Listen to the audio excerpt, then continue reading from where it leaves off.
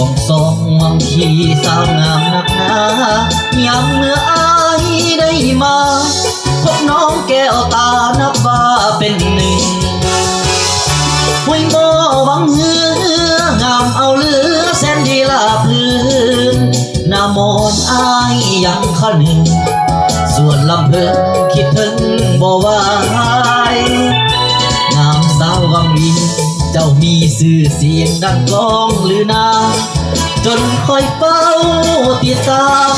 น้องคนตาดำผมงามคิ้วโกเคยคู่น้องน้ำเคยฝากความหวังด้วยใจสื่อตรงจะหักน้องมันคง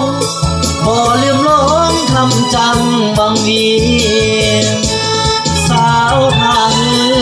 งามเลือสุดพันละนางามน้องยิ้มส่งมาหัวใจภาวะแทบจะล่วงหล่นหากอายมาเห็นอยากสร้างแฟนห่วงน้องหน้ามนอยากแต่น้องบ่สนน้องคนงามคงบ่ใจดำอยากอายจากลาถ้าน้องแก้วตาก็เพียงแต่กายหากว่าน้องคิดเห็นใจขอสมัยน้องจงคอยท่าอายขอฝากเสียงเป็นสำเนียงเสียงเพลงบ้านนาน้องอย่าได้ลืมลาคิดถึงคนตาทุกลมหายใจ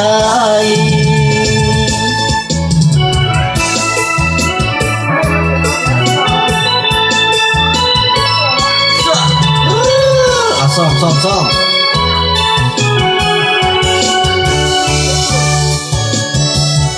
ยิ้มไปด้วยจันทร์คีย์บอร์ด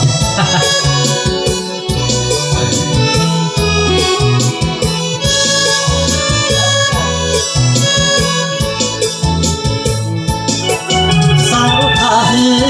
งามเลือสุดพันละนางามน้องยิ้มส่งมาหัวใจภาวะแทบจะล่วงหล่น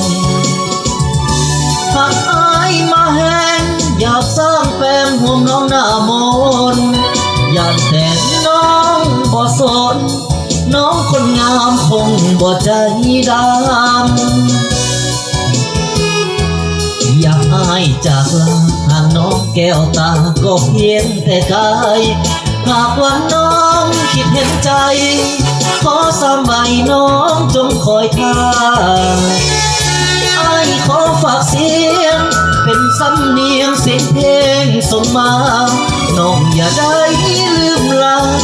คิดถึงคนตาทุกลมหายใจ